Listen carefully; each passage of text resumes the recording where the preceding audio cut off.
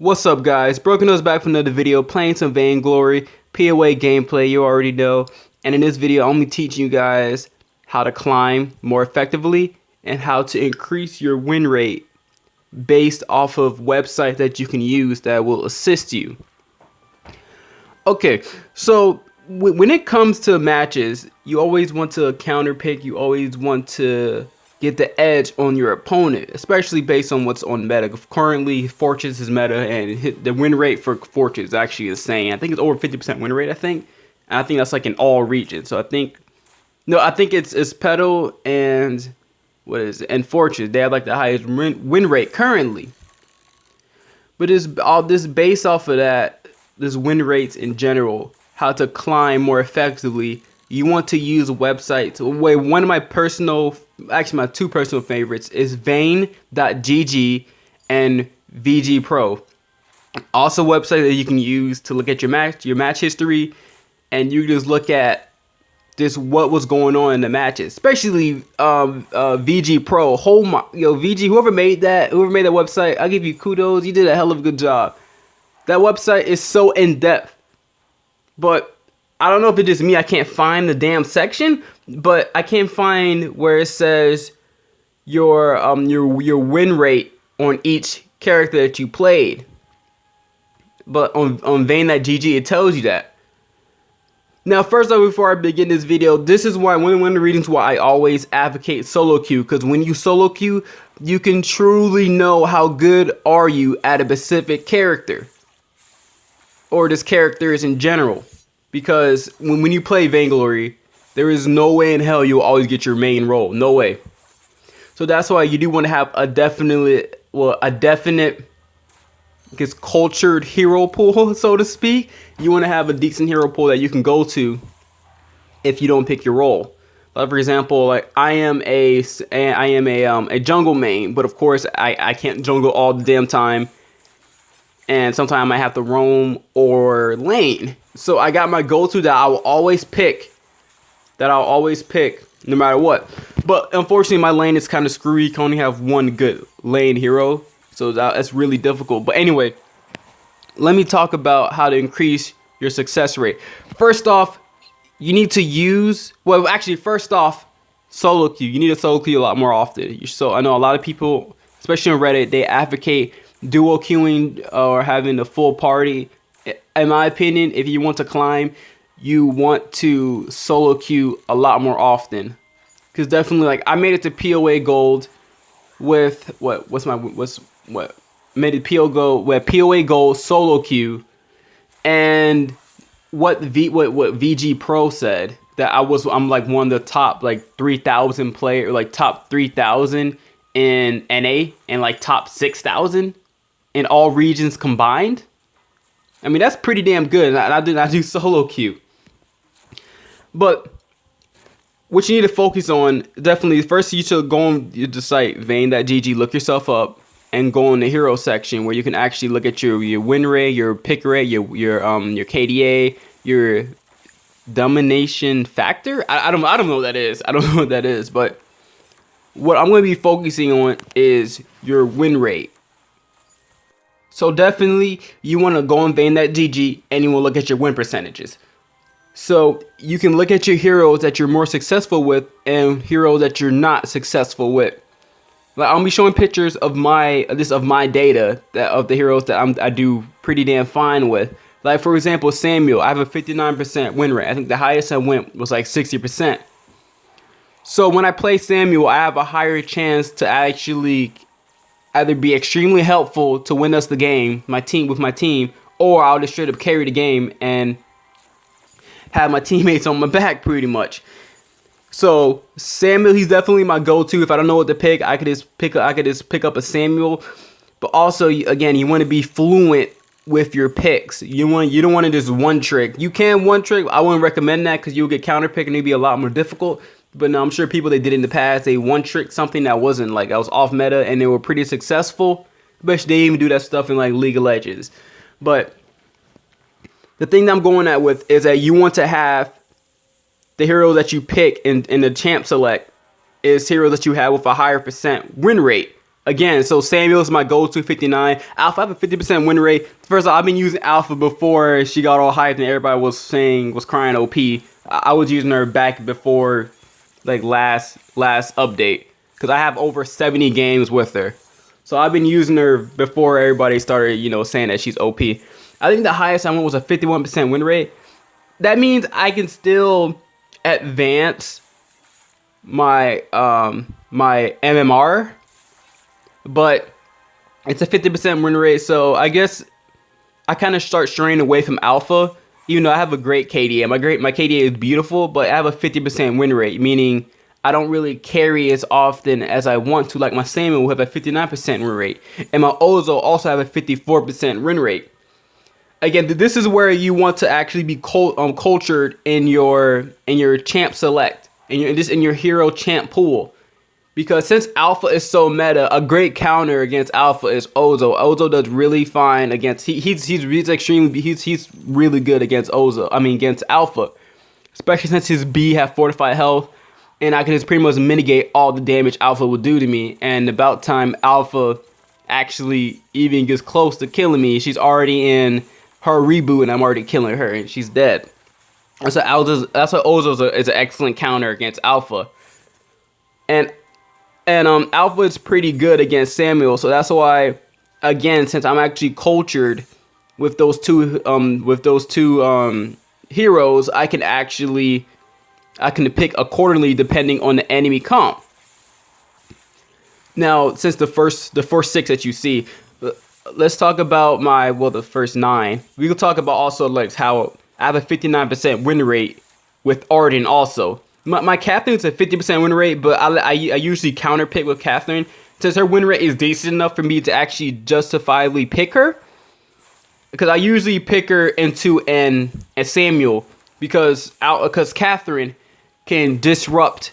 Because with Samuel, you're in a momentum, and if you disrupt it in that momentum, that's where you're in danger because you'll be out your Drifting Dark, and then that's where your damage decreased significantly. So that's why Catherine, she can disrupt his momentum at a pretty good rate, pretty much, because that stun, it's that guaranteed stun. Unless you reflex block it, it will definitely put you in a position where you're out of your Drifting Dark. And also, you can see that I have my Lance. He have a 56.999 and so on % win rate. So like I have my 3 champions that I can use. But in most cases, I will either use Arden or Lance. Those are like my 2 strong roam characters that I can use at a very successful rate. 56% for 59 for Arden and 56.9 for Lance. I don't know, my Arden, at the most, he was like a 62. Maybe a 65, I'm not sure. But he had a really high win rate. So I usually would pick him into everything, but in most situations, you might want to Lance. You might want to have that extra CC to either protect your laner or just that extra lockdown. Because definitely, like Lance, if I have to pick with a Lance or Arden with a Celeste, I know rare occasion I get Celeste, a CP Celeste lane. But actually, I prefer a Lance because I have that extra lockdown to actually keep the enemy away. I know that Arden, his Vanguard is a beautiful peel. And he also have his ult to help out. But I prefer Lance because I can also lock down the enemy so that Celeste can get easier skill shots. Now you can also see that my Jewel have a 70% win rate. But the thing also which you need to put into consideration is that how many games played. You want to have at least 10 games. You want to have at least 10 games to see where you're at with a specific hero. But if you want to be a little stubborn, you can maybe go with 15 to 20 if you want to see a more defined win rate. Because, what's my high? I think my highest win rate, yeah, my highest win rate, you'll see it eventually, unless I already showed you. It's like Saw. I have 100% win rate with Saw. Does that mean I'm good with Saw? Hell no. Would I ever pick Saw? Hell no. I would not pick Saw definitely in POA / VG games, Vainglorious games. I will not do that since my Saw is not just not good at all. I know there's some really good Saw players that's Vainglorious right now. This one dude named Vainglorious Saw. That dude's a beast. He's really good with Saw. I had him on my team before. Him or her on my team, man. They did a hell of a good job. You know, of course, when the game first started, I was tempted to dodge. I'm like, all right, I'm just going to play it out, whatever. And we end up winning. You think Vainglory Saw did like CP and just carried the hell out of that game. I mean, it was like I was at the beach. I was chilling. But again, now we can also go into my laning phase. Unfortunately, as you can see, my laning is extremely, it's really mediocre. It's extremely mediocre because all I have is a Ringo with a 57.9% win rate. Meaning my Ringo is pretty damn good, but the issue is that everybody else I'm not really that good with. Because my Gwen is, a 33% win rate. My Vox is a 38% win rate. But my Baron, he actually is a 100% win rate. So I guess I could be, well, even though I don't have a huge, I don't have enough data to actually conclude what I'm really good at lane wise besides Ringo. I can use Baron and keep experimenting and see what's up because he's actually 100% win rate. But also another character that I'm actually, hero I'm pretty damn low with. I think my lowest is actually Rhyme, 0%. And my second is Grumpjaw, 25%. Followed by a Kestrel, 28.9%. I only have like a few games with her. But with Kestrel, she's another character. She's a hero that I'm going to be stubborn with. I'm going to keep throwing out some games with her because I refuse to believe that I think my CB Kestrel is actually pretty damn good. So that's why I'm going to keep throwing out games to see what is my, to get a more defined, sculptured win rate. So definitely, also another roam I can use is Fortress, and I think I can use CP Fortress I could use him pretty well also. 67% win rate, but only have a few games with them. I think I only have like 3 or so games, so it's maybe 4. It's not a defined win rate, but you know, Fortress is so damn meta currently. So based off of just leaderboards, off this global win rate, and just off of that, I could probably use him more effectively than more than my Catherine. But like with all the roams, I'm actually really effective with all the roams. I even have a 50% win rate with Finn, but I don't really use Finn too much because he's like, I see him as a punching bag to get stacks off of. That's why I see Finn as a punching bag, especially if you're fleeing a match. If you're fleeing a fight, you're most likely going to die, and that could just lead to enemy team getting stacks and end up killing your carries and your jungler. But also, sometimes you just need to actually, how should I say it? Some characters you just need to stay away from. Some characters, they might be really cool to use. You might think that they're really fun, but if you're actually serious on climbing, you shouldn't be using, like, I shouldn't be using Grumpjaw. I'll be using, like, Grumpjaw support is so fun. It's terrible. It's so ass. It's fun, but it's extremely garbage. It's so garbage. I would not use it again. Like I'm just to the mindset that I need to stop using this troll shit, and let me actually use more meta or just more heroes that I have a more successful win rate with. So that's why I'm never gonna be playing Grumpjaw ever again. I'm probably not gonna ever be playing Rhyme ever again. Vox, I try to avoid playing Vox. I have a 38% win rate, even though my KDA is pretty it's pretty good actually. Like, I have a pretty decent KDA. But the issue is that with Vox, I'm just really bad with this staying into the fight. I play too scared. But like when I play as Ringo, then I don't know. I just play Ringo way more effectively. I blow up characters more efficient with Ringo than Vox. You can look at the win rate is pretty obvious that I'm more successful, and I play a lot better with Ringo. But yeah, there are just some characters in your hero pool that you just need to bite the bullet and just stay away from because you just can't be successful with. Because especially when I just those moments, like recently, I had a game recently. Well, you can see my Casca is like a 33% win rate. My Casca is let me see if I can find it. It's a 33% win rate, meaning my Casca is pretty damn awful. And sometimes your teammate end up picking you're just a character that they think will be more beneficial for the team.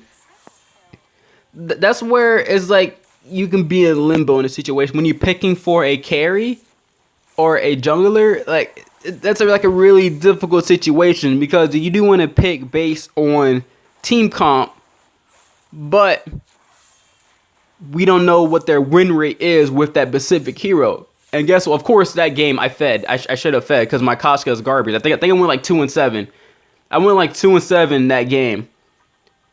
And I could probably say that well, hell yeah, I don't think I single-handedly lost a game, but it is one of those games, like, shout out to all the roam mains where you can't do anything. You just need to watch your carries and junglers just feed their ass off, and you can't do nothing about it. It was one of those situations. So it's like, that's where it gets difficult when you're trying to pick for somebody because you don't know their win rate, and you also want to benefit the team as a whole. Sometimes it's probably just better just to pick what they want, but also we don't know what's their mindset on the game because they could actually be picking something bad, like picking someone like, for example, someone might pick a Taka into Lyra. You know, no, like an enemy team they already picked a Lyra, and your teammate he go about the final pick. He's telling you thumbs upping Taka for you, like. In that match, you want to be like, hell no, like, because that's a terrible match, especially since Taka is a very mobile character with his A. Well, not that he is mobile with his ult, but the issue against Taka into Lyra is that his abilities, except for his B, it adds movement, meaning that her snare will be extremely effective against Taka, meaning you'll be in that snare doing nothing, just running with your tail between your legs in that situation because you can't ult out, you can't A because you're snared, or even if the Lyra have some godlike reactions, they can hit you with the snare just when you're about to ult. Again, that's where it gets difficult when you're trying to pick from somebody because you don't know their win rates and you don't know like their mindsets on counter picking or just they're just trolling or whatever. You just don't know. But again, that's one of the most successful ways to climb is you look at your win rates and you pick based off of that. And that's why you do want you want a decent hero pool that if, like, for example, I have for example, Samuel and Ozo. Alpha does really good against Samuel, but Ozo does beautiful against Alpha. So my hero pool, it covers the weak points of another hero. That's what you want to do. So I hope this will help you guys climb more effectively, especially do some solo queues since you give a better statistics based on your own, well, better statistics on your stats is by doing solo queue. But I hope this video will actually help you guys be more efficient at the game. Look at win rates, Vain.gg and VG Pro are your best friends. Use those sites to help improve yourself. So that's pretty much it, guys. I hope you guys enjoyed the video. All that good stuff. Have a great day, great night. Hit that subscribe button for more helpful videos. And I love helping you guys. I'm willing to help. And hey, it's fun for me. And as a closing statement, use your resources and look at your win rates and counterpick or use what you can effectively. Peace out, guys.